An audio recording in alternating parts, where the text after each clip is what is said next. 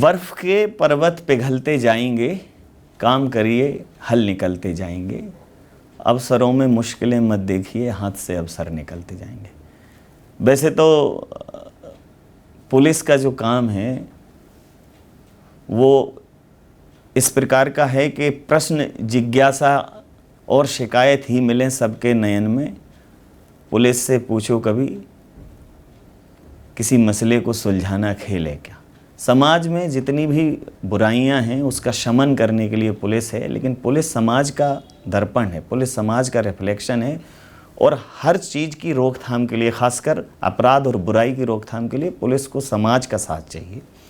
तो आज ऐसे ही एक मिशन पर मैं मध्य प्रदेश नारकोटिक्स के एडीजी डी श्रीनिवास वर्मा से रूबरू हो रहा हूँ।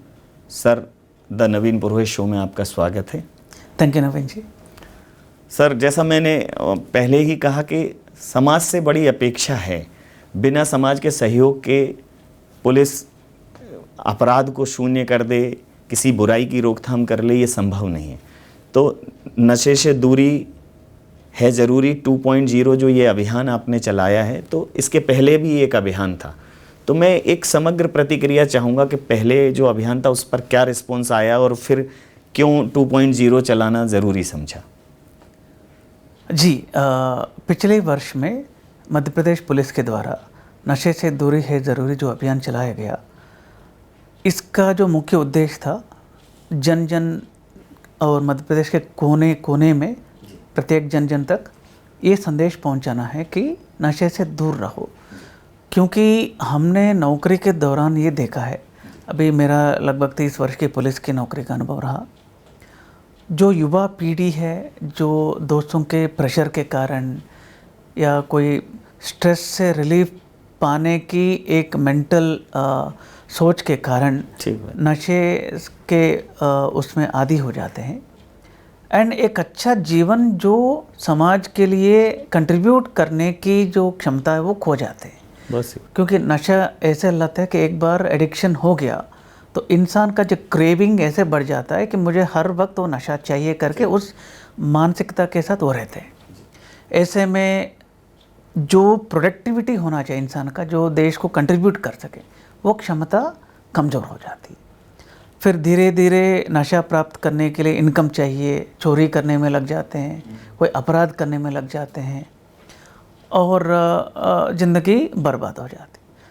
तो ये इसको लेकर के हमने एक अभियान पिछली बार चलाया था, आदरणीय हमारा डीजीपी सर है कैलाश मकवाना जी के नेतृत्व में, और उसका आउटरीच इतना अच्छा रहा, रेस्पॉन्स इतना अच्छा रहा, बढ़िया रहा कि लगभग 22 लाख लोगों तक दोनों सोशल मीडिया के माध्यम से भी और रूबरू होकर के जो विभिन्न कार्यक्रम हैं, नुक्कड़ नाटक, स्कूल्स और कॉलेजेस में जाकर के संवाद करना, डिबेट कंपटीशन, चित्रकला संवाद, मानव श्रृंखला, क्विज कंपटीशन, इस प्रकार का जो गतिविधियां आयोजित कर करके लगभग 22 लाख से अधिक लोग तक हमने ये संदेश पहुंचाया, जिसका रेस्पॉन्स में एक वर्ल्ड बुक ऑफ रिकॉर्ड्स ने इसको रिकग्नाइज़ किया और लंदन में इस अभियान को सराहना करके एक अवार्ड भी प्रदान की गई। दूसरी बात, इसी को आगे बढ़ाते हुए माननीय केंद्रीय गृह मंत्री जी माननीय अमित शाह जी, उन्होंने भी कहा है कि वर्ष 2029 तक भारत को नशा मुक्त करना है। उसी को आगे बढ़ाते हुए हमने मध्य प्रदेश में भी ये अभियान नशे से दूरी है ज़रूर 2.0 का अभी 15 जुलाई से लेकर के 30 जुलाई तक हम कर रहे हैं। 2 पखवाड़ा, एक पखवाड़ा ये पूरा चलेगा। एक पखवाड़ा जी। तो सर, जिस प्रकार से अगर मैं बात करूं, जैसा आपने कहा कि समाज में एक बार नशे जैसी बुराई अगर पैदा हो जाए तो वो एक प्रोडक्टिविटी व्यक्ति की ख़त्म कर देती है। लेकिन जिस तरह से अपराध का एक कल्चर बदला है, जैसे साइबर क्राइम आ गया तो एक वाइट कॉलर क्राइम है। पहले समाज में नशा करने वाले लोगों को थोड़ा हे दृष्टि से देखा जाता था, लेकिन हमारी मीडिया ने और जो खासकर जो OTT प्लेटफॉर्म्स हैं जहाँ की कोई बाउंडेशन नहीं है, उनके ऊपर कोई सेंसर नहीं है, तो बड़ा कूल डूड दिखा के कि भाई गाने भी हैं, फिल्म भी है, उसको इस तरह से कि अगर नशा कोई कर रहा है तो ये एक तरीके से स्टेटस भी हो Cool सकता dude type है। का cool। जो, हाँ, और खासकर projection जो सेंसर उन पर नहीं है ओटीटीज पर, तो विदाउट सेंसर अवेलेबल है। जो टॉकीज में तो रोक सकते हैं, आपको पहले ऐड भी देना होता है, वहाँ तो ना कोई डिस्क्लेमर है, ना कोई वैधानिक चेतावनी है, ना कोई रोक टोक है, और वो लिख देते हैं कि इसमें एल्कोहल है और इसमें वायलेंस है, इसमें एब्यूजेज हैं, बस बता देते हैं, और उस पर बड़ा दर्शक वर्ग शिफ्ट हो रहा है। तो क्या आपको लगता है कि ये भी एक कारण है, कहीं ना कहीं दिमाग डाइवर्ट कर होता है, इसको भी इस तरफ भी हमारा ध्यान जाना चाहिए? जैसे मीडिया के माध्यम से ये जा ही रहा है कि जो सोशल मीडिया है या जो ओटीटी प्लेटफॉर्म्स हैं वो भी इसकी गंभीरता समझें, इसको समाज में ऐसे ना परोसें जैसे ये बहुत सामान्य सी बात हो। आप सही कह रहे हैं। अभी जो जब आप ओटीटी में या फिल्मों में, थिएटर्स में भी देखते हैं जहाँ सिगरेट की यूज़ होती है या अल्कोहल की यूज़ होती है, एक डिस्क्लेमर टाइप का नीचे आती है, tobacco is dangerous, smoking kills, से नो टू अल्कोहल, इस टाइप का आते हैं। ड्रग्स की बात कहें तो मेरा ऐसे मानना है कि ये जो समाज में कूल दिखने का जो संदेश, इससे ओटीटी प्लेटफॉर्म्स को या निर्माता जो निर्देशक होते हैं इनको दूर रहना चाहिए इस मैसेज से, कि ऐसे नहीं फैलाएं कि भाई ड्रग्स लेना कोई कूल चीज़ है। ठीक बात। साथ साथ 100% इसका भी एक डिस्क्लेमर होना चाहिए कि जो भी लोग नशे के आदी हो जाते हैं उनका जीवन बर्बाद हो जाता है। It is as dangerous as any other life threatening substance. ठीक बात। ये ज़रूर साथ में अवेयरनेस होना चाहिए। यदि इफ़ दे फील कि कैरेक्टर में ऐसे दिखाना ही है तो साथ में ये डिस्क्लेमर भी होना चाहिए। डिस्क्लेमर, बिल्कुल ठीक कहा, ताकि लोगों में वो समझ हो कि भाई ये नहीं करना है। अगर मैं मध्य प्रदेश की बात करूं सर, कुछ समय से मध्य प्रदेश में सिंथेटिक ड्रग्स को बनाने का, और हालांकि डिपार्टमेंट ने छापेमारियां की हैं और बड़े बड़े नेटवर्क को ध्वस्त किया है, लेकिन ये सिंथेटिक ड्रग्स एक और प्रचलन में आया है। सिगरेट शराब के अलावा ये इस टाइप तमाम महंगे कोकीन और ये चरस, तो कैसे रोकथाम कैसे करते हैं सर? पिछले वर्ष आप देखेंगे तो मध्य प्रदेश पुलिस और नारकोटिक्स विंग द्वारा ये जो क्लैंडस्टाइन लैब्स है, 9 क्लैंडस्टाइन लैब्स को हमने पर्दाफाश किया और ध्वस्त किया। और ये सिंथेटिक ड्रग्स की प्रचलन है, अगेन आप जो पहले रेज किया था पॉइंट, ओटीटी प्लेटफॉर्म के माध्यम से यूट्यूब में, और ये सब चीज़ें लोग देख करके प्रभावित हो रहे हैं। अभी हाल में केंद्र शासन ने जो 2 ब्रोमो और 4 मिथाइल आइसोप्रोपियोनेट इस प्रकार का ड्रग्स को भी कंट्रोल सब्सटेंस मतलब बैंड सब्सटेंस के लिस्ट में डाला है। और लगातार इस पे जो वर्ल्ड में भी जो प्रचलन बढ़ा, जो नए नए ड्रग्स आ रहे हैं उसको कंट्रोल करने की दिशा में हम प्रयासरत है। जहाँ तक इसका अवेलेबिलिटी के सवाल है, जो इंडस्ट्रियल यूज़ के लिए प्रीकर्सर केमिकल्स होते हैं, तो कई लोग उसको ड्यूअल यूज़ में नारकोटिक्स में भी डाइवर्शंस करके उसको प्रयोग करते हैं एज अ नारकोटिक ड्रग। तो ये प्रीकर्सर केमिकल्स को भी डाइवर्शन का हमने अवेयरनेस पैदा कर रहे हैं। नारकोटिक कंट्रोल ब्यूरो द्वारा रेड फ्लैग इंडिकेटर्स, माने जो एक रेड अलर्ट टाइप का जो संकेत चिन्ह है वो जारी किया, हमने सभी को साझा किया, स्कूल्स, कॉलेजेस, हमारे ऑल एसपीज को भी, कि ये सिंथेटिक केमिकल्स से भी अलर्ट रहें। ठीक है।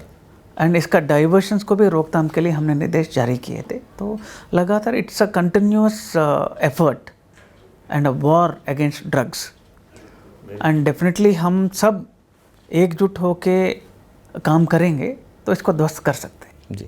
जी, जैसा सर आपने कहा कि जब 1.0 22 लाख लोगों तक ये बात पहुंची तो एक स्टैटिक्स आई होगी सर कि अपराधों की रोकथाम में अगर हम कहीं ना कहीं नशे को कंट्रोल करते हैं तो उससे सीधा फ़र्क अपराध पर पड़ता है, अपराध भी कम होते हैं। क्योंकि अगर आप ज़्यादातर बड़ी घटनाएं देखें तो उसमें जो अपराधी हैं वो या तो ड्रग्स लिए होते हैं या उन्होंने अल्कोहल लिया होता है, वो अपनी चैतन्यता में नहीं होते, वो कहीं ना कहीं अनकॉन्शियस ही होते हैं, तो अपराधों की तरफ उन्मुख करती है, एक तरीके से अपराधों के लिए उनको उकसाने जैसी स्थिति होती है।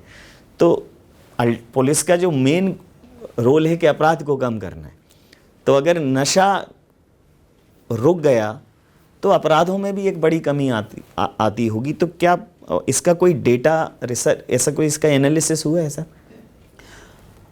एनालिसिस इन द सेंस कि अभी हमारे पास ये डेटा है कि जो प्रदेश में कितने लोग ड्रग्स की आदी हैं, कितने डी एडिक्शन सेंटर्स है और कितने अपराध कायम होकर के कितने लोग गिरफ्तार करके जेल भेजा गए, ये आंकड़े तो है हमारे पास जी।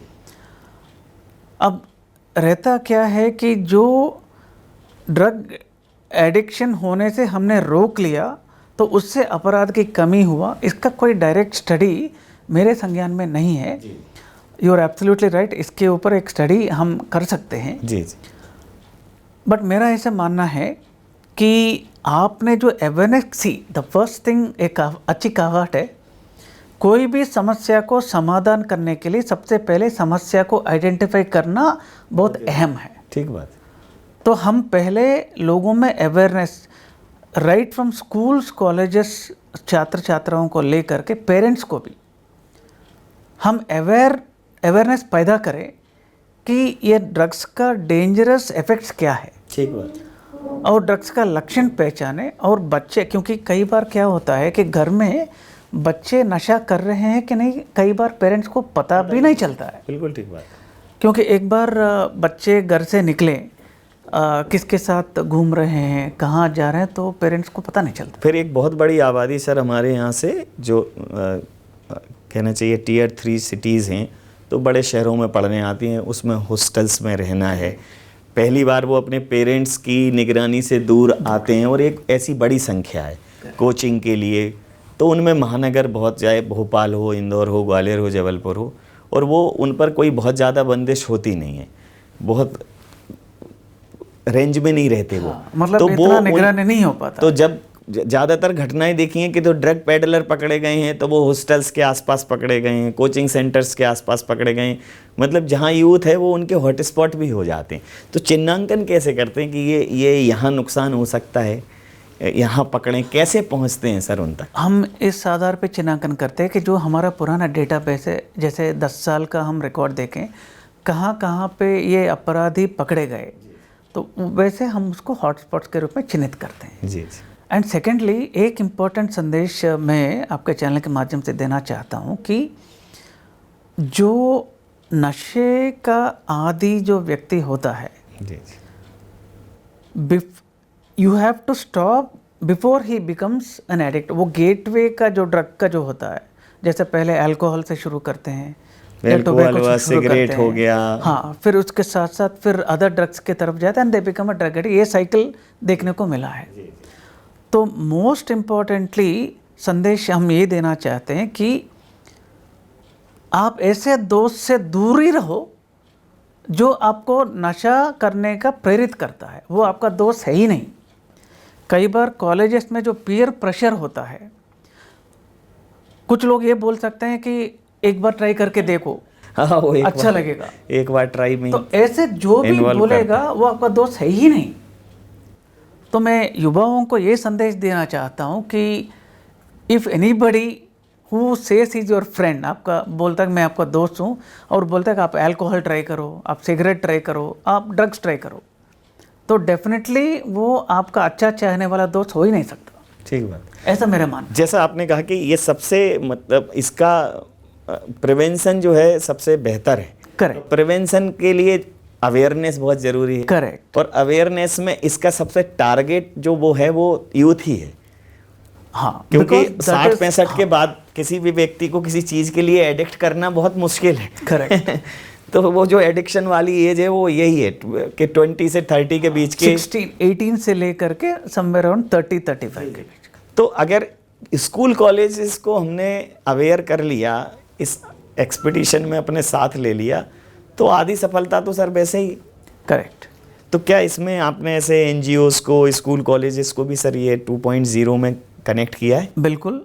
अभी हमने कई एनजीओज़ को साथ में जोड़ा है, अल्कोहल एनोनिमस, नारकोटिक्स एनोनिमस और कई एनजीओ धार्मिक संस्थाएं, सबसे हमने इस अभियान के दौरान रिक्वेस्ट किया और जोड़ के साथ में ये संदेश स्कूल्स, कॉलेजेस, अभिभावक और जो भी इंस्टीट्यूशंस है, इंडस्ट्रीज है, हर जन जन तक पहुंचाने का हमारा प्रयास इस अभियान के दौरान चलेगा और अभियान के बाद भी चलेगा। जी जी। तो जैसे सर जब ये अभियान हम अवेयरनेस का अभियान कर लेते हैं, हम एक संख्या तक पहुंच जाते हैं, डेटा तक पहुंच जाते हैं, उसके बाद क्या रूटीन में भी ये चलता है कि स्कूल कॉलेजेस में सेमिनार हों, वहाँ हम ये ड्रग कंट्रोल वॉलेंटियर्स और इस टाइप के कुछ लोग बनाएं जो एक्टिव लोग होते हैं, स्वप्रेरणा से जुड़ना चाहते हैं कि 15 दिन में ठीक है एक हमने मोमेंटम क्रिएट कर दिया, लेकिन उस मोमेंटम में एक्टिविटी बनी रहे उसके लिए भी एक योजना है विभाग की? डेफिनेटली हमारे प्रदेश के हर थाने में हमारा ग्राम एवं नगर रक्षा समिति का ऑलरेडी गठित है। अच्छा। जिसमें प्रत्येक थाने लेवल पे लगभग 100 से अधिक सदस्य उसमें हैं। तो ये हमारा जो हर जन तक ये संदेश पहुंचाने का एक ग्रुप है जो रेडीली हमारे पास अवेलेबल है, उनके माध्यम से भी और जो हमारे साथ संस्थाएं जो जुड़े हैं इनके माध्यम से भी लगातार ये कैंपेन्स निरंतर हम चलाते रहेंगे, क्योंकि ये अवेयरनेस, क्योंकि ये पखवाड़ा तो ये फोकस ओरिएंटेड फोकस कि आपको इस पे फोकस हो जाए। करेक्ट। लेकिन इसके बाद भी हम यहाँ रुकेंगे नहीं, so that the whole thing, the campaign will continue till even 2029। अच्छा सर, एक और बात है कि चूँकि मध्य प्रदेश तो सेंट्रली लोकेटेड है, कोई भी पोर्ट और इस टाइप का कुछ नहीं है कि यहाँ ड्रग सीधा पेडलर लेके आ जाएं, तो मध्य प्रदेश में जो सीमावर्ती राज्य हैं उनसे ही संभावना होती है ज़्यादातर, तो वहाँ कैसे रोकथाम के कैसे कोऑर्डिनेशन होता है पुलिस डिपार्टमेंट से, क्योंकि नारकोटिक्स की विभागीय संरचना में बल तो एक लिमिटेड ही है, तो फिर जो सामान्य पुलिस है उसको भी साथ लेते ही हैं विभाग? हाँ, देखिए हमारा जब हम नारकोटिक्स एनफोर्समेंट की बात करते हैं, प्रदेश का हर थाना ऑलरेडी एम्पावर्ड है नारकोटिक्स में काम करने के लिए। अब हम ये करने जा रहे हैं कि एक तो इंटेलिजेंस डेवलप करना जी, फिर जो ड्रग रूट्स है उसको आइडेंटिफाई करना, ड्रग किंगपिन्स है उनको आइडेंटिफाई करना, जो हैबिचुअल ऑफेंडर्स है उन लोगों को आइडेंटिफाई करना और सामूहिक जो कंसर्टेड एफर्ट प्रहार करना। तो ये हमारा ऑलरेडी टारगेट्स लेकर के हम चल रहे हैं। तो उम्मीद है कि आने वाले अभी जो 3 साल में बोथ एनफोर्समेंट एंड अवेयरनेस दोनों पैरेलल हम कार्रवाई करके प्रदेश को नशा मुक्त बनाने के पूरा हमारा प्रयास रहेगा। इसमें सर जो काम करता है जो एक्ट मूलतः वो NDPS एक्ट है, तो वो कितना प्रभावी है सर उसकी रोकथाम के लिए, और उसमें आपको लगता है कुछ अमेंडमेंट की गुंजाइश है सर? NDPS एक्ट बहुत ही एक कारगर एक्ट है, narcotics drugs and psychotropic substances act 1985, और उसमें जो कानूनी प्रावधान है बहुत ही स्ट्रिंजेंटली, बहुत ही सख्त कानून बनाया गया है। इसमें जो भी गिरफ्तार शुदा व्यक्ति होता है, इसमें जो ड्रग्स तस्करी कर रहा है, बेच रहा है, तो आसानी से बेल नहीं मिलती एक सीमा के ऊपर। अगर उसमें कमर्शियल क्वांटिटी का भी परिभाषित किया हुआ है, नॉर्मल क्वांटिटी डिफाइंड है, तो ड्रग्स का लिस्ट डिफाइंड है और पुलिस प्रोसीजर्स भी काफ़ी उसमें डिफाइंड है। नॉर्मल एक्ट से ज़्यादा जब पुलिस NDPS पकड़ती है उसमें जो प्रोसीजर्स फॉलो करना है वो नॉर्मल एक्ट से भिन्न है और काफ़ी सख्त है जी। एंड जुडिशरी भी जो नशे में लिप्त अपराधी को बहुत ही सख्ती की नज़र से देखती है। सो डेफिनेटली हम कंपेयर करें तो NDPS एक्ट आने के पश्चात जो ड्रग्स एनफोर्समेंट में बहुत ही प्रभावी परिणाम देखने को मिला है। एक निदान पोर्टल भी है जिसमें हैबिचुअल ड्रग ऑफेंडर्स का भी लिस्ट हम देखने में पुलिस का मददगार है। We are using the software also. अभी अगले 3 साल में केंद्र शासन द्वारा और स्टेट द्वारा भी नए जो सॉफ्टवेयर्स लिया जा रहा है, जो ड्रग्स को आइडेंटिफाई करना, हॉटस्पॉट्स को आइडेंटिफाई करना, king pins and habitual offenders को आइडेंटिफाई करना, ये सब आसानी से होगी ताकि एक प्रॉपर मैपिंग की जा सके। जी, अगर मैं ट्रेंड की बात करूं सर, या जो डेटा एनालिसिस की बात करूं, तो एक नया ट्रेंड डेवलप हुआ है कुछ सालों में कि महिलाएं और नाबालिग बच्चे वो भी ड्रग एडिक्शन का शिकार हो रहे हैं। खासकर पहले चूँकि महिलाएं सामान्यतः घर से निकलती नहीं थी, अब वही स्थितियां हैं कि समाज में एक बदलाव है, लड़कियां भी बाहर पढ़ने को आ रही हैं और छोटे स्कूल के बच्चे हैं। तो ये जो ड्रग पेडलर हैं उनको पता होता है कि किसको हम जितनी बहुत जल्दी इसका शिकार बना सकते हैं। तो अवेयरनेस तो सबके लिए है, लेकिन ये जो महिलाओं और नाबालिगों के प्रति जब ये इस तरह के बेचते पकड़े गए, उनका उपयोग कर लेते हैं, तो उस पर क्या सख्ती है? देखिए, नाबालिगों के लिए जो कानून है वो जुवेनाइल जस्टिस एक्ट को भी हमको दायरे में देखना होगा। जुवेनाइल्स यदि ड्रग्स कंज्यूम कर रहे हैं तो डेफिनेटली बहुत चिंताजनक है, क्योंकि यंग एज में जो ड्रग कंजम्पशन करेंगे डेफिनेटली उनका पूरा जीवन तो बर्बाद होगा ही। ठीक बात। और महिलाएं तो महिला एक परिवार को पूरा संभालती है, सेंटर पॉइंट। हाँ, सेंट्रल पॉइंट है। तो अगेन एक फैमिली के एटमॉस्फेयर डिस्टर्ब हो जाती है। सो जो जुवेनाइल यदि ऑफेंडर्स की बात कहें तो उनको कानून ही कहता है कि वो दे शुड बी ट्रीटेड सिंपैथेटिकली, मतलब थोड़ा सा संवेदना के साथ देखना पड़ेगा। ठीक बात। तो सामाजिक न्याय विभाग के साथ हम काम कर रहे हैं। अभी प्रदेश में इस वक्त 31 डी एडिक्शन सेंटर्स है। अभी शासन का योजना ये है, एंड इसमें बजट का भी प्रावधानित किया जा रहा है कि every district should have a rehabilitation centre. तो जैसे सर मैं पुनर्वास की बात करूं तो ठीक है, आपने पेडलर पकड़ लिया, जो एडिक्शन जिसको है उसको पकड़ लिया, तो गिरफ्तारी तो ठीक है, लेकिन बदलाव में सबसे बड़ा रोल तो रिहैबिलिटेशन सेंटर का ही है।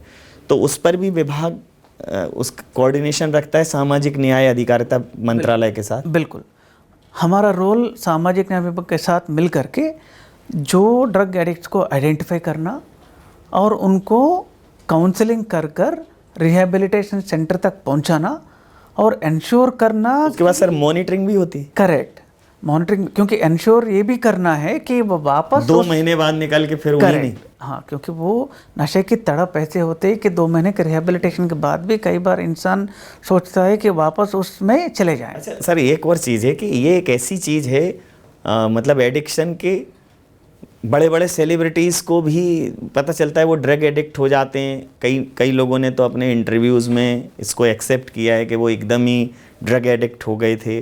कई बड़े नाम ऐसे हैं, कुछ ने सुसाइड भी कर लिया इस तरह की चीज़ों में। तो ये है बहुत ख़तरनाक। अगर सामान्य अपराध जैसे जो हार्डकोर ऑफेंस होते हैं उनमें जितनी मृत्यु होती हैं, ड्रग एडिक्शन में भी आंकड़ा बहुत खतरनाक है। तो इस पर ध्यान तो देने की बहुत आवश्यकता है सर। बिल्कुल बिल्कुल। हमारे समाज में थोड़ा सा ये टेंडेंसी कहें या मानसिकता ये बढ़ना चाहिए कि जब हम मेंटली कमज़ोर हो जाते हैं, हेल्प मांगना और हेल्प लेना ऐसे कोई बुरी बात। हाँ, जनरली क्या होता है, जब मैं मेंटली कमज़ोर होता हूँ कई बार लगता है कि दूसरों को ना बताएं, या ये बोलूँ तो मैं कोई मनोवैज्ञानिक के पास जा रहा हूँ। स्वीकार्यता बढ़नी चाहिए। करेक्ट। तो हाँ, ये स्वीकार्यता बढ़ना चाहिए कि यदि मैं मानसिक रूप से कम डिप्रेशन में हूँ या कोई पैरानॉइड हूँ या कुछ मेरे को ऐसे लग रहा है कि कोई गलत टेंडेंसी मन में पनप रहा है, तो तुरंत कोई मनोवैज्ञानिक के पास जाकर के मदद लेना। बिल्कुल ठीक बात। या कोई दोस्तों के साथ मदद मांगना चाहिए, तो उनके वो कोई बुराई नहीं। उसके लिए समाज में एक माहौल तो होना चाहिए। अच्छा सर, चुनौतियाँ सबसे ज़्यादा क्या नारकोटिक्स के लिए मानते हैं आप? नारकोटिक्स के लिए सबसे ज़्यादा चुनौती है प्रिवेंशन। हाँ, अवेयरनेस एंड प्रिवेंशन से ही आप बेहतर समाज बना पाएंगे कि आपने अच्छा लोगों को इस लत से जाने से प्रिवेंट कर पाए। हाँ, पकड़ लिया, एडिक्ट को अंदर कर दिया, ये तो बड़ा नॉर्मल है। लेकिन ये सेकंड मैं मानता हूँ कि enforcement is also definitely an equal if not bigger challenge, but हमने प्रिवेंट कर दिया। एक कहावत है इंग्लिश में, prevention is better than cure. तो जो बीमारी है आने से पहले आपने रोक लिया तो आधा सफलता वहीं पे आपको मिल गई। सर, मैं चूँकि नशे से दूरी है ज़रूरी 2.0 अभियान के इस महत्वपूर्ण विषय पर आपसे चर्चा कर रहा हूँ, और आप पुलिस के इस अभियान में, समाज के इस अभियान में हम भी सहभागी हैं, तो आपसे एक संदेश मैं चाहता हूं कि समाज को इस अभियान के माध्यम से आप क्या संदेश देना चाहेंगे? इस अभियान के माध्यम से हम ये मध्य प्रदेश पुलिस के द्वारा ये संदेश देना चाहते हैं कि हर कोई व्यक्ति ये प्रण ले कि किसी भी प्रकार का नशा, अल्कोहल, टोबैको, ड्रग्स से दूर रहे और परिवार में किसी को भी नशा ना करने दे। यदि इंसान ये ठान लिया हर व्यक्ति, तो डेफिनेटली हम नशा मुक्त समाज की कल्पना और स्थापना कर सकते हैं। जी, तो जब समय प्रतिकूल होगा, कुछ भी ना अनुकूल होगा, नहीं नशे में डूब जाना है, तुमको कुछ कर दिखाना है, तुमको बहुत दूर जाना है। तो अगर आप नशे में नहीं हैं और होश में हैं, तो होश वालों को भी ये खबर होनी चाहिए कि वो खबरदार करें समाज को कि नशे के जाल में उनके आसपास के लोग ना आएं, और अगर कोई इससे पीड़ित है तो उसके साथ सहानुभूतिपूर्ण व्यवहार करें, सहानुभूतिपूर्ण रवैया अपनाएं और उसे इस नशे के जंजाल से मुक्त करने की कवायद में उसके सहभागी बने। सर, मेरी बहुत शुभकामनाएं हैं नारकोटिक्स डिपार्टमेंट के लिए, पुलिस डिपार्टमेंट के लिए, इस अभियान के लिए, और इन 15 दिनों में हम भी कमर कसे रहेंगे कि हर मुमकिन कोशिश करें कि ये बेहतर संदेश समाज के अंतिम छोर तक पहुँचे। आपका बहुत धन्यवाद। बहुत बहुत धन्यवाद नवीन जी, थैंक यू सो मच।